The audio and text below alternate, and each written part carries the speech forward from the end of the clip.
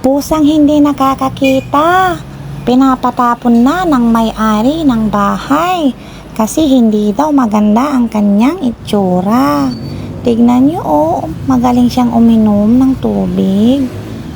Kawawa naman siya, mga friendship. Tignan nyo yung mata niya, nabulag na.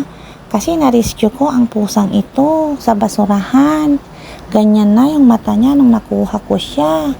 Gustong gusto ko siyang ipagamot, kaso wala akong kakayahan na madala siya sa vet, sa doktor ng mga hayop. Wala kasi akong pambayad. Gusto na po siyang ipatapon ng may-ari ng bahay, kasama ng mga ibang pusa dito na na-rescue ko. Lalo na yan si Blackie kasi malas daw ang itim na pusa sa bahay at sa negosyo kasi may negosyo sila. Kawawa naman po si Bulag. Sana may mag-adapt po kay Bulag. Sana ampunin nyo na lang po silang lahat. Lalong-lalo na po si Bulag, mga friendship. Kawawa po siya pag ipinatapon sa basurahan. Ano na kaya ang magiging kalagayan niya doon? Lalo hindi siya nakakakita. Kawawa naman. Ayaw ko silang ipatapon. Binigyan na lang po ako ng palugit. Hanggang ngayon nandito pa sila kasi nakikiusap po ako sa may-ari ng bahay na hintayin muna nila na may mag-a-adapt sa mga rescued cat ko. Kasi kung hindi ko daw sila itatapon, ako daw ang palalayasin.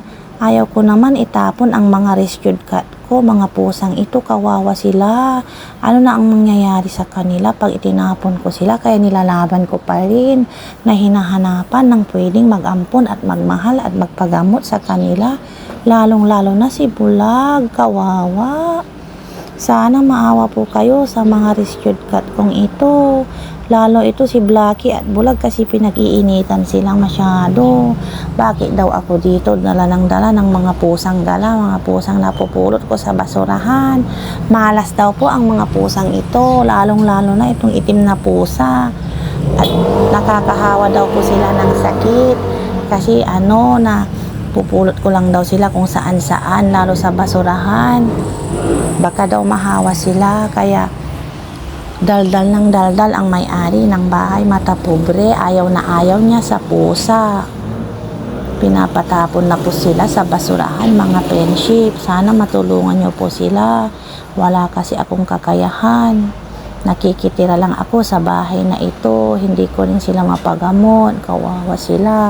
Tinatago ko na lang po sila sa kwarto o sa taas, minsan sa terrace, para hindi na sila mapag-initan kasi dumi na daw sila ng dumi.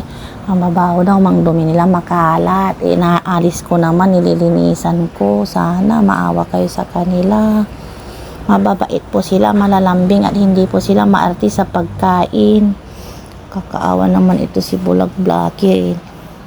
Lahat sila, mga friendship, may buhay din sila. May pakiramdam din gaya natin, nagugutom din, nasasaktan din, natatakot. Sana tulungan niyo po sila, mga friendship. May mga nakakausap na ako kaso hindi naman natutuloy ang pag-ampon nila sa kanila kasi yung iba malalayo ang lugar.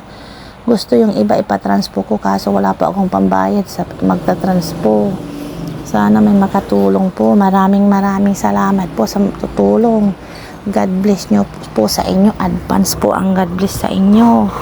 Pagpapalain po kayo pag tinulungan nyo ang mga pusang ito. Maraming salamat po sa mga mapagmahal, sa mga nilalang na gaya nila, mga pusa, aso, at sa lahat ng uri ng hayop na nahihirapan. Thank you po sa mga nagre-rescue. Maraming salamat po. God bless you more. Thank you po. Ang cute ni Grip po, mga friendship po. Naka-cute niyang pusang ito. Maliit pa siya nung nakuha ko, lumakalaki na rin. Napaka-cute nila. Kawawa naman pag ipapatapon lang sa basurahan, may buhay din sila.